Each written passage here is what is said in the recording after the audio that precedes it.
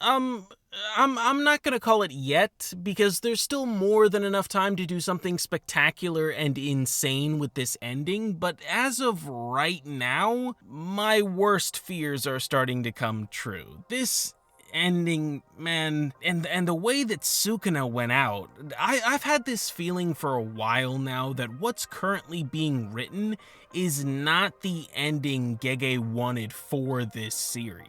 Ever since he came out with that statement talking about how Jujutsu Kaisen is coming to a close, the wording of it always stuck with me. He said, "I am working hard to make a final chapter that will probably satisfy as many people as possible who have supported Jujutsu Kaisen." And that statement, it irks me because in my time reading Jujutsu Kaisen, Gege's never really written his story that way. It wasn't about satisfying the fans. It was about telling a story that, despite what many fans wanted, was a story that charged on in spite of fan service for the sake of an excellent plot.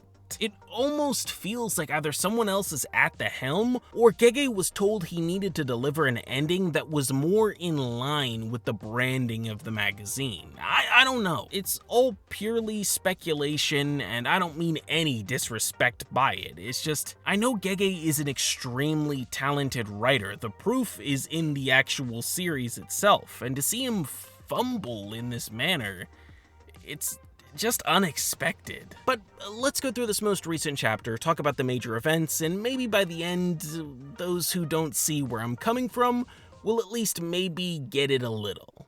Before that happens though, make sure to leave a like. It really helps out these videos and the channel as a whole. Anyways, the chapter begins with Sukuna talking to Megami. He berates him for daring to fight back after everything that's happened, and essentially says that Fushigero's life is not worth a living because of the losses he sustained.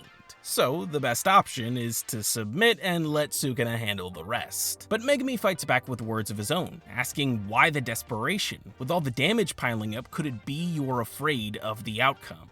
Afraid of death? Megami then says he's honestly relieved to know that even someone like Sukuna is afraid of meeting his end.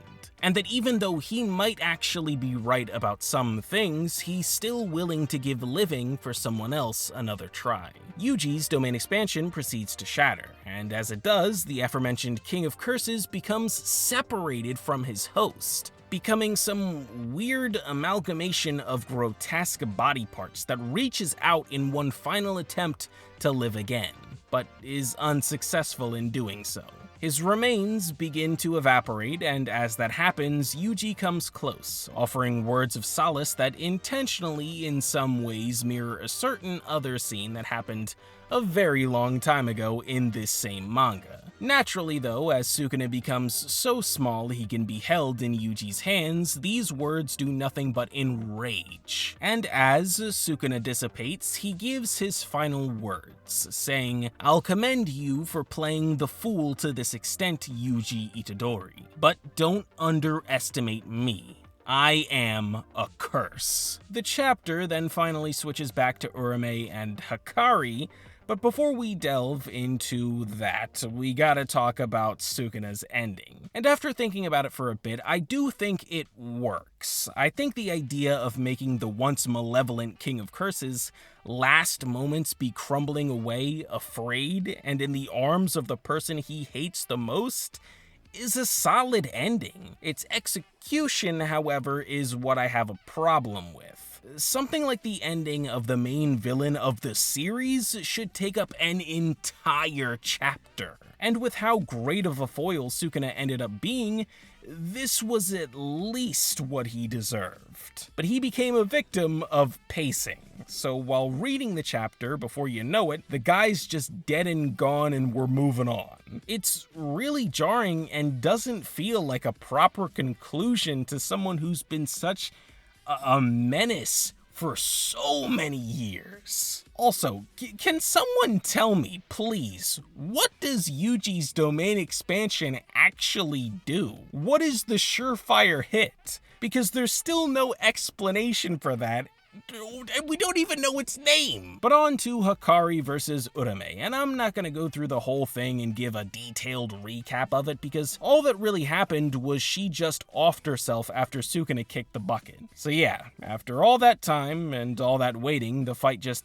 abruptly ends in the most dissatisfying way possible. But hey, Hikari fans can be happy, I guess, that their guy has no on-screen losses? And maybe the 4 Urame fans can be happy that she was present, I guess. But moving on, the chapter flashes forward to Megami waking up from his slumber and recovery. He, Yuji, and Nobara then proceed to have a nice chat, semi-catching up and recounting the events that have just passed, followed up by opening letters left to them by their sensei, Gojo Satoru. Well, Megami and Nobara do the opening, because Yuji was actually able to speak with Gojo in the remaining amount of time he had left. Nobara, however, ends up tearing apart the letter left to her because it contained information about her mother's whereabouts, which is something she could not care less about, and I'm honestly in the same boat with her. Megami's reaction to his letter is slightly different though. His just so happens to make him crack up because his letter is about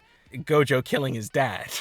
Which doesn't sound like it should be funny, but the way that Gojo wrote it is what caused the reaction. The reunion is cut short though because the 3 of them need to meet up with Maki and the others. Megami asks what it's about and Yuji responds telling him it's about Yuta. The chapter then cuts to a bunch of characters walking and hearing someone scream out about Yuta in a seemingly playful tone? Weird. But the chapter ends after that, so the answer to any questions pertaining to that will come in 269. So, yeah. Look, at the end of the day, my problem mainly with 268 is not the outcomes of said characters that have passed, but rather the handling of said outcomes and the breakneck pace that everything is moving at for the story to reach its end. It's very jarring, and it's not like Jujutsu Kaisen hasn't had fast pacing before.